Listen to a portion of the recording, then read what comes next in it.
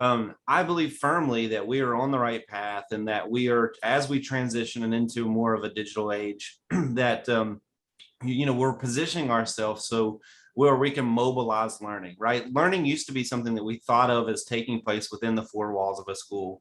And now in the digital age, with the expansion of technology and Wi-Fi in homes, we can get to a place now where we can mobilize that learning and make it available to students anywhere at any time, regardless of whether or not the teacher can physically be with that student. Learning can still take place. The flip side of that coin is we also have to think about the health and wellness of our students in terms of their physical health, which is what we're going to talk about today. My research, for those of you I know on the call, you've probably heard me talk about things like technology addiction, which is where most of my research is. So these are things that we need to bring to the conversation. And by the way, we need to bring these things to the conversation with people who are pro technology and understand the value of this in the teaching and learning space. This is not something that we can turn our back on. This is not something that we can pretend doesn't exist. Instead, we need to learn how to embrace technology and do it in a very healthy way.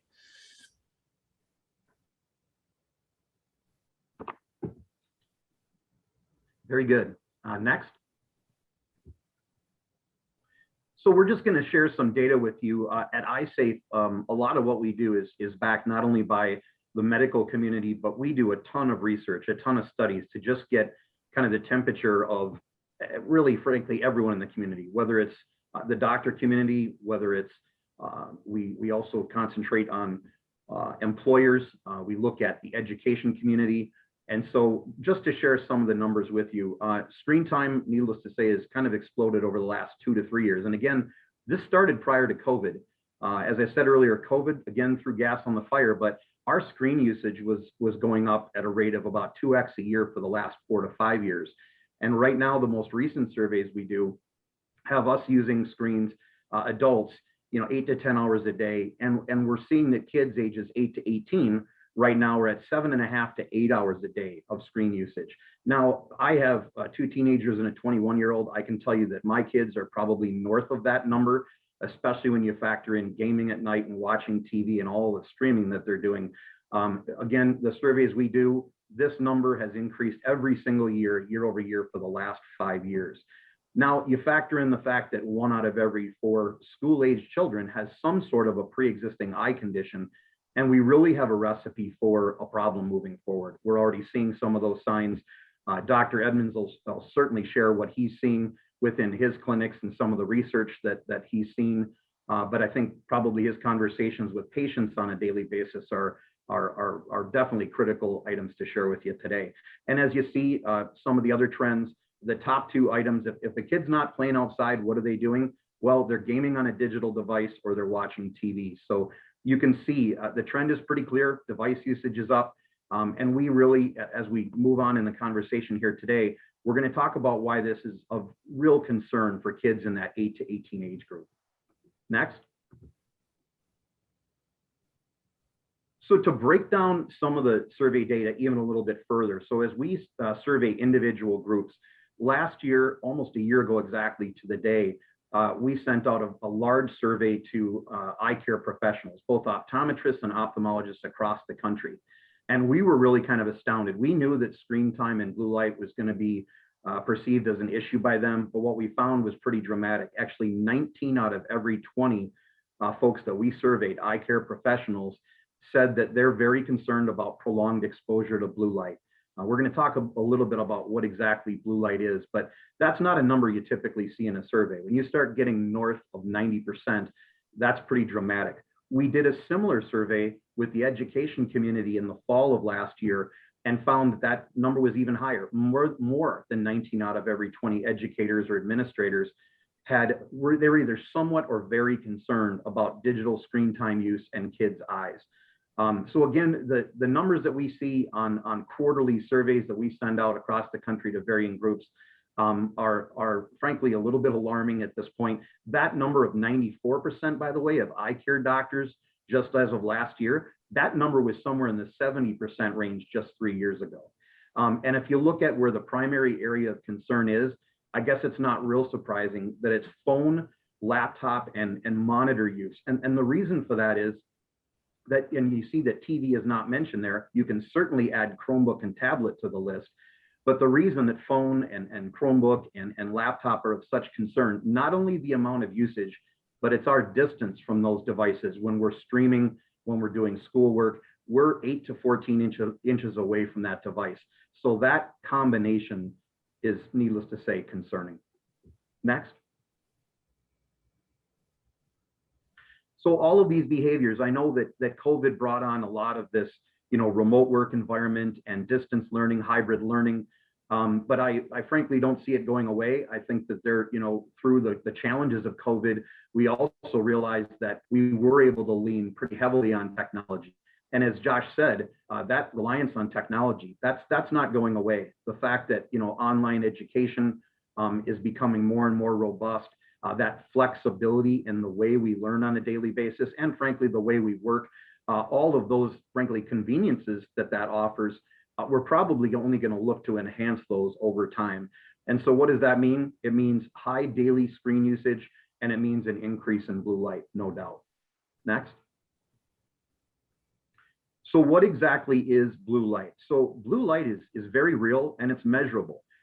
Every digital device that we use all day long emits blue light, whether it's the smartphone that's probably within hand's reach right now, or tablets and Chromebooks that the kids bring to school and then take home with them, or laptops and monitors that we sit in front of at home and in the work environment. Every single one of those displays emits blue light. And while there are areas of blue light that are certainly of concern, you can kind of see in the graph shown here that high energy visible blue light between 400 and 500 nanometers is certainly of concern. As we learn more, we're primarily concerned with what's called peak level or toxic level blue light. And that is measured at 435 or 415 to 455 nanometers. And the reason that's of concern is that is just such an intense light. As we push the boundaries of what these displays can do, and they become more beautiful seemingly every day, the color gamut is pushed, luminance is pushed. We get these amazing images in all of these devices. That comes at a cost. It comes at a trade-off of some pretty extreme peak level blue light coming out of that device. And now, unlike 10 or 15 years ago, that peak blue light is penetrating our eyes from 10 to 12 inches away versus 5, 6, 7, 8 feet away. Next. So now to talk about kind of what all this means to each one of us every day, adults and to the kids in the classroom and at home, I'd like to welcome in Dr. Edmonds to kind of share a doctor perspective and talk about the health and productivity impacts. Well, thanks, Paul, and good afternoon, everybody. I'm Scott Edmonds. I, in addition to being the Chief Eye Care Officer at United Healthcare, I also practice optometry here in the Philadelphia area. Our main clinic is affiliated with the Wills Eye Hospital, where I chaired the low vision service for the past 40 years. So low vision is a problem with people that lose their vision as they go older, normally from things like macular degeneration. And so I see a lot of patients who've lost vision throughout their lifetime. And so this, as you'll learn today, this topic is important to me because we're concerned about blue light today like we were concerned about ultraviolet light in the past. Next slide. So let's talk a little bit about sort of the blue light in our environment. So being a baby boomer, I grew up in the 60s and 70s when it used to be our parents went out, spent a lot of time outdoors, and it was considered healthy to be outside. But we began to realize by the late 60s that when you spend time outdoors, you got sunburn a lot more often than our parents did. So we came in with pretty significant sunburn, and some research showed that a lot of greenhouse gases had thinned out the ozone layer, and so the ultraviolet light wasn't being screened out of our environment like it was in the good old days. And so now being out in the sunlight had some dangers. And so to respond to that, we developed a number of significant skin blocking or sun blocking lotions. So suntan lotion went from my day, you just rubbed on baby lotion and hope for the best. Now we have things that are rated like with a skin protection of ratings like 50 to give you 50 times more protection. We developed clothing that blocked out light. We recommended people wear sunglasses and hats and visors, all that because we knew that we were getting more UV light because our environment had changed. Well, I'm here to tell you now that here in this millennium, our environment has changed again because we are now, as Paul said and everyone said, we're now bombarded with the blue light that comes out of our screen. And like ultraviolet light, which is invisible, blue light is that high energy part of the visual spectrum. And we now have evidence to show that that blue light can be toxic to the eye and toxic to other issues. So you see on the graphic here that affects sleep, it affects the development, it affects your vision. So there's a number of things. I'm going to give you some details here today about what all is affected by all this exposure to blue light. Next slide, please. So kids in particular are more vulnerable than adults. So this particular audience should be sensitive to the fact that kids, unlike adults, hold their digital devices closer. And light is, or any electromagnetic radiation, its exposure is not linear. So if you're holding your device at 16 inches and you half the distance or move up to 8 inches, as most kids do because they're smaller in stature, you don't just double the intensity, it increases by fourfold. So it's exponential, the amount of the distance you are from the source of radiation, how much of that radiation gets into the eye. So remember, light, visible light, is part of the is radiation, part of that electromagnetic spectrum, and the blue light is the high energy part of that spectrum. So kids are more apt to get too close to their devices. They also, because the optical elements of the eye, the cornea and the lens, are optically pure. When we look at the kids and under the examination equipment, those structures are almost invisible because all of our light goes right through in an examination. Likewise, the light from these digital devices is going straight through the elements of the eye and being focused on the retina. And we'll talk a little bit more about what that means. But remember, just like adults are at risk, kids are at a higher risk because of the distance from the screen. Next slide, please.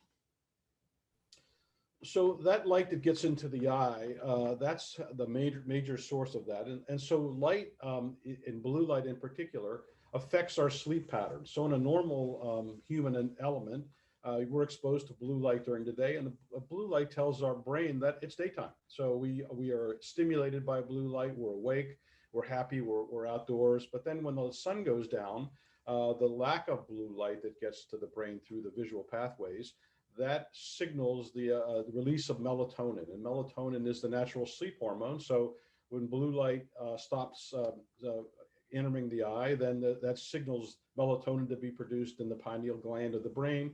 And that level builds up until pretty soon you're sleepy and you go through your natural sleep cycle. So enter all this digital screen time, and now once the sun goes down, that's kind of meaningless to people who are sitting in front of blue light emitting screens all day and all night. And that blue light is stimulating them to be awake. So they get to be midnight or time to go to bed, and our children are going to bed, or even anybody going to bed, and realize they can't sleep. They're wide awake because their brain is wide awake because they've not had any melatonin to induce the sleep cycle.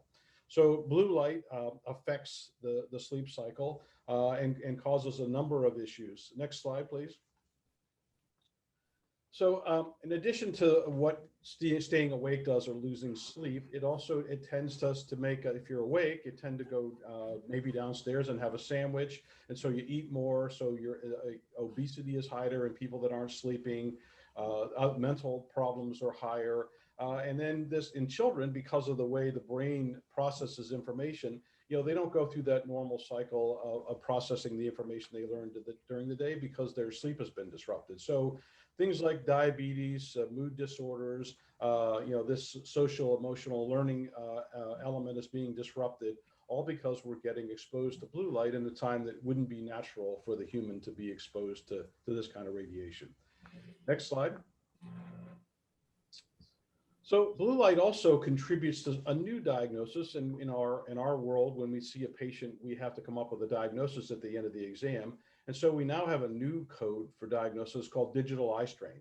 And it's shocking how many people that have otherwise normal eye exams carry the diagnosis of digital eye strain. And this is actually a physical discomfort. People that have digital eye strain come in with sore, tired eyes. They're either too watery or they're too dry. Their vision is blurred. We can see changes in the dryness of their eye when we examine them with some of our instruments. Their vision's blurred. It's intermittently blurred. It's your vision will blur if your eyes are too watery, and it'll also blur if your eyes are too dry. People get headaches. They're complaining of headaches at the end of the day, or they try to at night after a day on digital devices, they have headaches.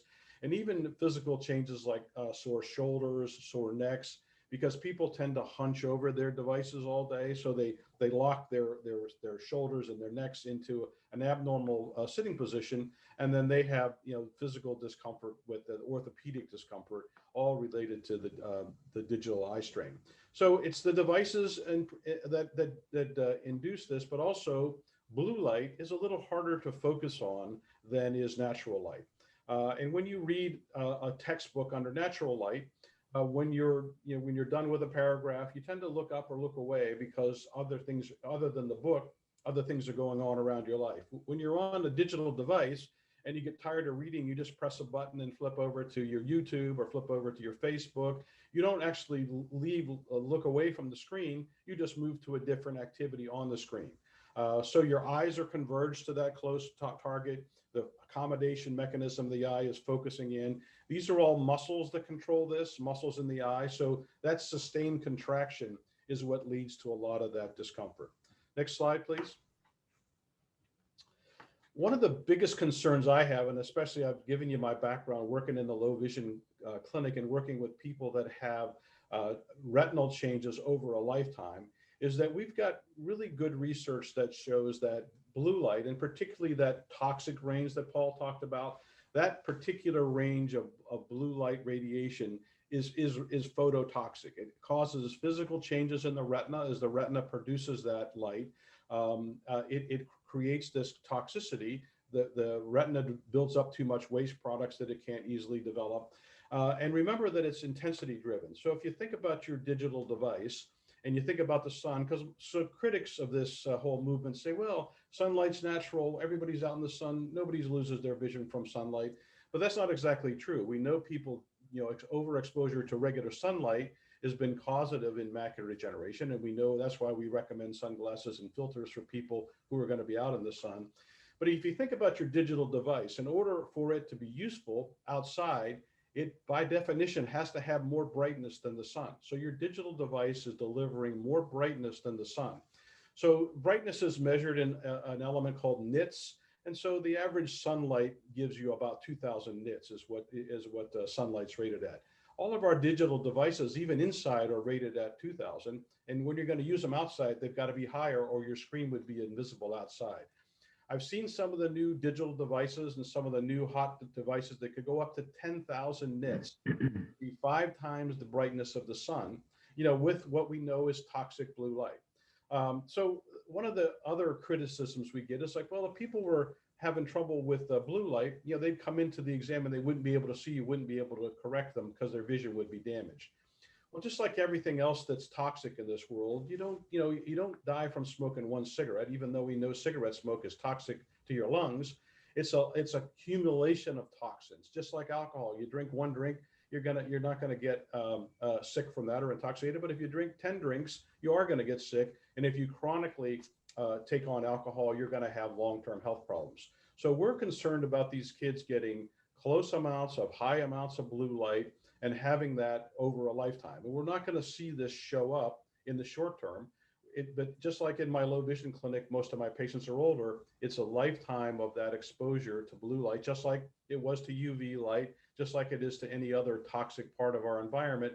Over time, that's going to pay a price. And so we're really concerned about our kids in particular. As we said earlier, they're too close to the device. There's too much radiation coming in. So we really have a concern that's not going to show up. Some in the medical community would say, well, there's no long-term study that shows that blue light's harmful. Well, by the time we have that study, we're going to have a lot of kids that are going to be in my low vision clinic not being able to see because their retinas have been damaged over a lifetime of exposure to toxic blue light. Next slide, please. I'm going to pass the ball back over to Paul here to talk about the fact that the government's been aware of this issue with our environment, and they've actually taken some actions relative to blue light. Paul? Very good. Thank you, Dr. Edmonds. Next slide, please. So I'm just going to talk about a couple of developments because it's important to note. And I think the date that's really critical here is if you look at what California did, you see 2019, they passed a legislation around blue light awareness. And if you think about that, that's well in advance of any of the COVID situations that we were dealing with. They actually looked at this for a couple of years and unanimously passed legislation and really guidance around making sure that you have more education around exactly what blue light is, what it's doing to us, some guidance as far as usage. They actually also created a Blue Light Awareness Day, which isn't too long from now, a couple of months from now on October 10th. And we know we're in pretty close contact with most of the states that that's not isolated. California tends to be a leader here. They were a leader 20 years ago with Energy Star. But that was a critical piece of legislation because it really kind of put a stake in the ground and said, we want to make employers, educators aware of this. We realize it's an issue. And to get that unanimously passed, it was actually Senator Pan out of Sacramento that led that legislation. It's really a critical piece of legislation. And I think we'll see more and more of it. As a matter of fact, I'm convinced we'll see more and more of it, certainly given what COVID has done in ramping this entire conversation. And if you look globally, again, France is often a leader in environmental issues. France looked at blue light and has been looking at blue light for some time, and they took a pretty drastic measure. They're actually eliminating all of blue light from children's toys. This was just announced in May of this year, and they're going to eliminate blue light in all of children's toys beginning in 2022. So if you think about that and some of the research that they did, some of the science that they looked at, to not only announce that in the middle of 2021, but to dictate that all blue light emitting toys need to be eliminated within, well, let's say what, 6-7 months, that's a pretty dramatic measure. We also know that other regions, China and other areas are looking at similar legislation. We certainly don't want to report something that hasn't already happened, but as you can see, there's certainly momentum here. It's good to see that both states and countries globally are recognizing this topic and beginning to bring awareness to it, because needless to say, that's critical. Next. So I'm going to hand it back to Dr. Edmonds.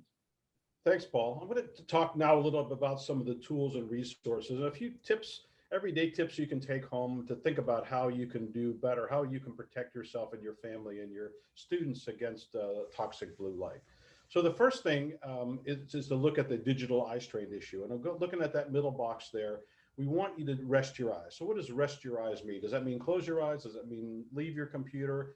No, we have a rule over at United Healthcare, and we tell all of our doctors as part of our national program here is to recommend the 20-20-20 rule. So that rule says that every 20 minutes worth of screen time, you need to take a break for 20 seconds by looking out the window or at an object that's 20 feet away or further. So every 20 minutes, a 20-second break to look 20 feet or further. When you look 20 feet away, first of all, you unfocus those convergence muscles, so the eye muscles straighten out, they get a little rest. You unfocus the focusing mechanism, because when you want to look at distance, your eye focus goes to rest. So you've rested those eye muscles, and you've got yourself away from the blue light. You're looking out a window, you're looking at an object 20 feet away or further, and that little break is really all you need. If I were to give you a 1 pound weight and say, can you hold this 1 pound weight for me all day?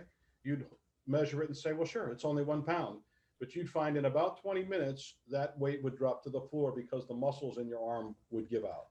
So the muscles in your eye are different than the muscles in your arm. Their eye muscles are built to be sustained for a longer period of time, but they're still muscles. And when you contract them too long, you're going to have at least discomfort, if not dysfunction or loss of focus, or your vision, your image will go out of focus. So the second tip I have for you is people need to see their eye doctor. So all day long, I talk to people about their vision and their eyes and their complaints. We talk about digital eye strain. We talk about the 20-20-20 rule. And there's things I can do to help them. People who have their eyes are not quite focused, I can provide glasses that give them the exact focus of their screen to use at their computer. I can provide anti-reflective tints in their glasses that reflect away the glare. And I can recommend that they get blue blocking, either blue blocking filters in their glasses or blue blocking filters for their computer, or make some protective mechanism to kind of cut back the blue light. So your eye doctor can get specific about your particular problems and help you with a solution that's customized for you. And then the last piece of advice here is to improve your learning environment. So screens that are faced up against a bank of windows, for instance, all that glare from the windows, in addition to adding more light to the equation, makes it more difficult to read the screen. So switching your environment around so the windows are behind you and your screen is not backlit is going to improve that. Adding blue light protectors, either by using a screen protector that blocks out blue light, or buying electronics that actually change the emission of your screen, is going to help. So all of these things, by improving your environment and also making sure that you're at least 16 inches away from your screen, so you're not choking up inadvertently and getting more radiation than you need. All these things are going to be very helpful to make your digital experience more comfortable. Digital devices are not going away. If anything, we're going to see more of them. The new technology, as I said, is going to come here with brighter displays. People are using that every day.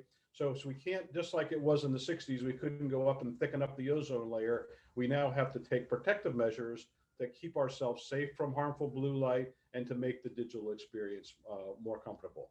For a few more tips, I'm going to pass it over to Paul again to give you some more tips on this idea. Next slide. All right, so we have a bunch of education materials that are available on our site, and we've got some single pagers, and we've even got some deep dive content. So really something to fit whatever it is that you're looking for. We've referenced the screen time report that Eyesafe and United Healthcare did together in the summer of 2020. We've just talked about a few points related to that report today, but that full report is available on our website. Very, very informative. We've also got guides kind of broken down by different segments. So we've got one for parents and educators.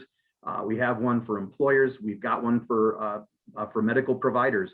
And we got extensive feedback from each one of those groups prior to putting that content together. So I think you'll find it very targeted, very useful. And then of course, we also have our How to Save Your Eyes in the Digital Age. That is a deep dive. That is a full book from, and I'm not sure exactly how many contributors, but a lot of folks across the technology community and the medical community. One of the things is that we work very closely with the manufacturers, groups like Lenovo and HP, Acer, you name it, and they're also concerned about this. They want their devices to be safe, and as we work towards creating standards and guidelines to make devices safe, we also get input from them. Like I said, they've been partnered with us for 3 to 4 years to kind of change this dynamic and to create more health-related, health-first products moving forward. Next.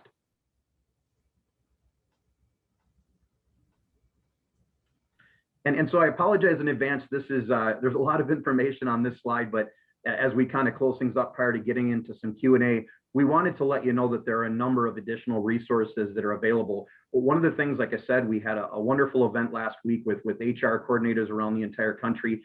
And something that went over very, very well with them was the ability to book a free webinar, much like the one today, for their organization. You also have the ability to do that for your school district or IT association. Feel free to reach out to us and we can arrange a webinar just like this one. I think what we're seeing in a lot of the post-event surveys is that the ability to ask questions of some of the doctors, including Dr. Edmonds and our Vision Health Advisory Board, that was fairly key. Again, you'll have that ability within that free webinar. We also have solutions for schools through our partner Trafera. If you reach out to your Trafera rep, not only can they get you access to educational materials, but they also can get you access to patented Eyesafe screen filters, which you see up here in the upper right. They're pretty neat because we're device agnostic, so we can actually put a screen cover on literally any type of device, whether it's tablet or Chromebook, regardless of the size and regardless of the manufacturer. And we can do so. Our secret sauce, per se, is the ability to not only have something like that installed on the device and really manage that blue light effectively, but to do so without any kind of impact to color gamut and luminance. Once that's installed on the device, frankly, you probably wouldn't know it's there. Multiple benefits, obviously the management of the blue light for your health, but also serves as a scratch protector for the screen, which for kids is great. We also have some solutions for individuals.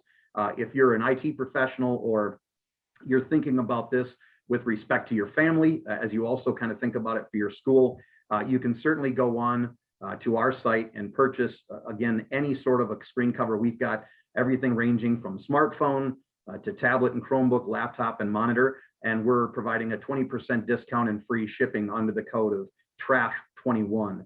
You can also see some of the guidance that we used in creating the products. It's important to note that one of the questions that we often get is, how do I know what type of blue light protection I should get?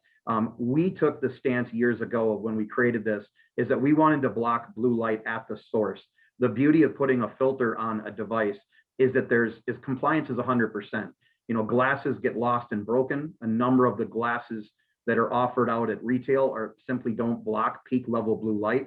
There are a number of shortcomings with that type of solution. When you put a screen cover on, you're guaranteed that you're covered. You also don't have to deal with addressing software each night and using things like dimming solutions. So it's really a built-in protection. And when we design this, we want to let you know this was designed hand in hand with the medical community over the last 5+ years. So everything that went into this, the way the blue light's managed, the levels at which it's managed, all of it has been guided by folks like Dr. Edmonds and others in that community to say, if we're gonna have a product like this, this is what it needs to address. So you see some of the areas there that we certainly concentrated on. So with that, I think I'm going to hand it back to Kate, and we'll get into some Q&A. And thank you so much, everybody, for joining us today. This is a timely topic, and we really appreciate you taking the time out of your day to join us. Yeah, thanks everyone for Next. thanks everyone for being here. We do have one question that's already up in the chat from Daniel. He asked, does Trifera partner with Eyesafe to match screen filters to device specs in your inventory? Yes, you can work with a Trifera sales rep. So whatever Chromebook, laptop you're getting, they will work with you to make sure that the filters that you get are the right size for that. And we do, and I believe we do install too. So as part of our white glove setup service, we can also install those filters for you. Make sure, yeah. So if anyone has any questions, feel free to unmute yourselves or put them in the chat. I mean, I had a question that I know I've been seeing a lot of, like how, I guess this is either for Paul or for Scott, Dr. Scott Edmonds. How do you know what type of blue light protection is going to work best? Like, I know I have glasses. I've heard all about your filters, or like Dr. Scott was talking about different technologies that actually included into the device. Like how can you decide for yourself how to equip yourself for blue light exposure? I'll take the first part of that, and then I'll hand it to Dr. Edmonds. So it's a great question, and we get it all the time, because as people become aware of this topic and they look to address it, that question comes up often. So again, part of what, and I mentioned in kind of the previous comments, we really worked hand in hand with the medical community to design these products. Because first and foremost, we wanted safety at the forefront. We also wanted to address the peak level of blue light. But when we did this, because we're partnered with groups like Lenovo and Dell and Acer and HP and others, they're concerned, not only, certainly they understand the conversation around blue light and protection. However, they didn't want to put some sort of a filter on that ruined the beautiful color images and luminance of their products, because at the end of the day, that's in part certainly why they designed the product. So our 24 owned or licensed patents are all really around the management of that blue light. So essentially what we're doing is taking that peak blue light and we're repurposing it so that we don't lose color gamut and luminance. However, we are very adequately addressing that peak blue light and creating a much safer device. So I'm going to let Dr. Edmonds talk about glasses and some of the other solutions, because I talked about certainly our stance of addressing blue light at the source, but I'll let Dr. Edmonds kind of weigh in on where blue light is needed and other solutions. Okay, thanks, Paul. So just like everything else out there, if you go online and get yourself a pair of $5 blue blocking glasses, you really have no way to know. You can't tell by looking at them whether they they properly screen out blue light. Now, if you screen out all the blue light, the world's going to look kind of yellowish and orange to you. If you screen out the wrong blue light, then you're going to decrease your enjoyment because you cut out some of the blue, but you may be not cutting out the toxic blue. So a trusted source. So your eye doctor, as we said earlier, these are problems to talk to your eye doctor about, to see what you need, what your risks are. And the nice thing about it is getting older, if there's anything nice about it, is that the elements of the eye become a little bit more opaque, and your cornea and your lens filter out some of that blue light so it doesn't get to the retina. So someone that has a lot of a yellowing of their lens that they've gotten older, they don't really need to worry about blue light protection. It's sort of built in. As I said earlier, kids I'm most concerned with because they don't have any symptom related to this. So it's trusted source. So you want to, not all blue light protection is created equal. and some of these filters don't even have any blue light filter. So it's important to, again, have a trusted source so that you get the protection that you think you're getting.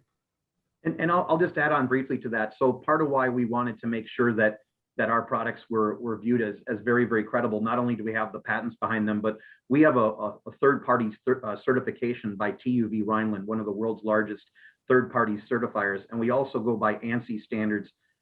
So this is a lot of thought went into this. They are certainly certified. So just want to point that out because it is a differentiator for our product. Mm-hmm. All right, we have another question in the chat from Raymond. He says, going back to the slide comparing LED blue light to incandescent light, what accounts for the much higher energy of the toxic blue light in LED devices?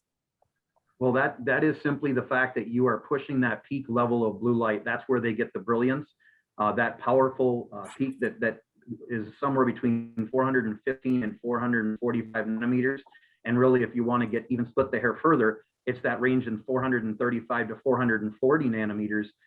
That peak was never part of incandescent solutions. And so the TVs that we looked at, the CRT TVs and the like years ago, when we viewed those, not only were we 10, 15 feet away sitting in the middle of the room, but those images, if you ever go back, and maybe some folks may still have a cathode ray TV, those images did not touch the current images. And again, some of that pushing of the boundaries of the beautiful images, that really is coming from that peak blue light in part. But like I said, that does come at a cost because we don't watch devices from 15 feet anymore. They're brilliant and they're 12 inches away. So like I said, kind of a double-edged sword. And I'll let Dr. Edmonds lob onto that also.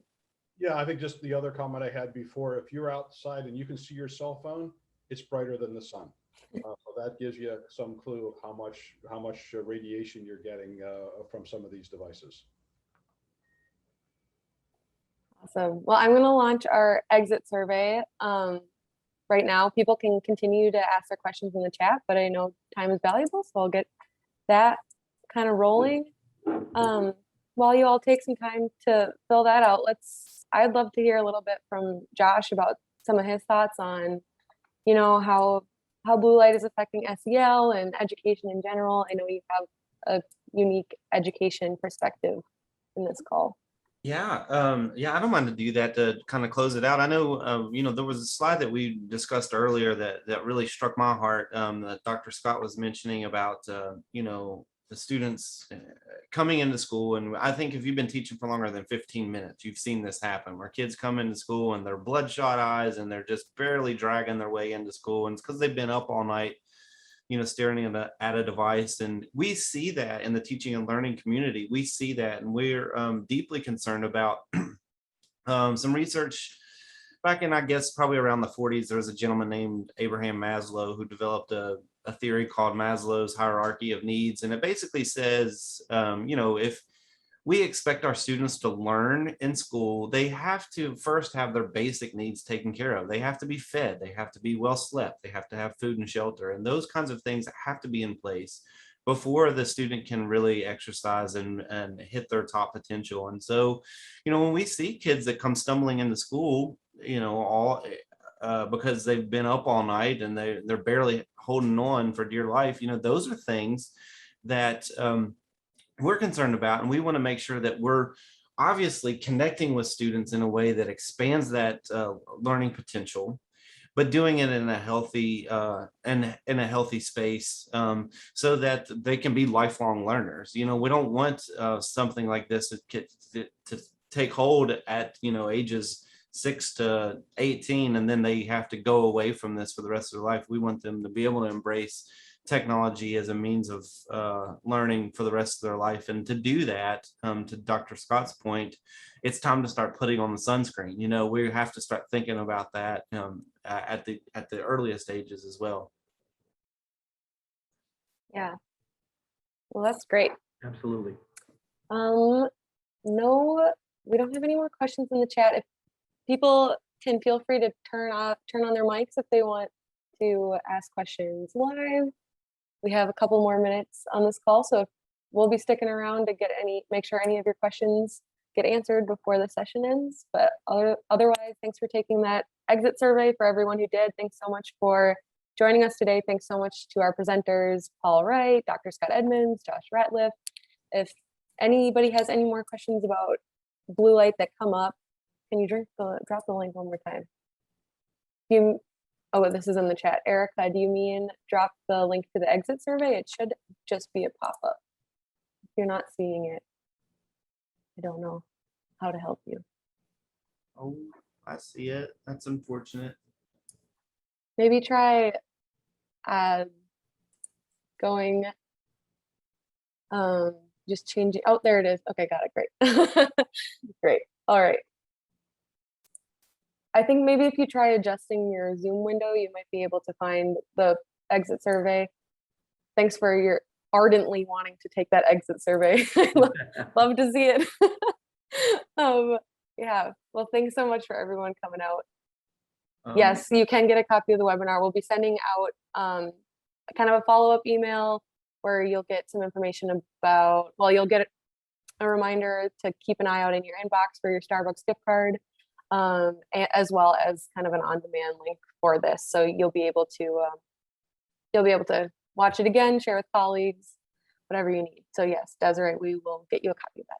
Yes. Hey, Paul, someone was asking, are the filters made by Eyesafe, are they made of glass or plastic, or is this something we need to worry about cracking? No, they're actually a hybrid film. And so you'll see glass at times in smaller format, like a smartphone, but for like Chromebook and laptop, they're actually a hybrid film. So they're somewhat flexible, but like I said, when you put it on the actual device, you'd be hard pressed 10 seconds after the filter goes on to even know that it's on, but it is a hybrid film. Great. And do you see that question there from Daniel that just popped in there at the end of the chat?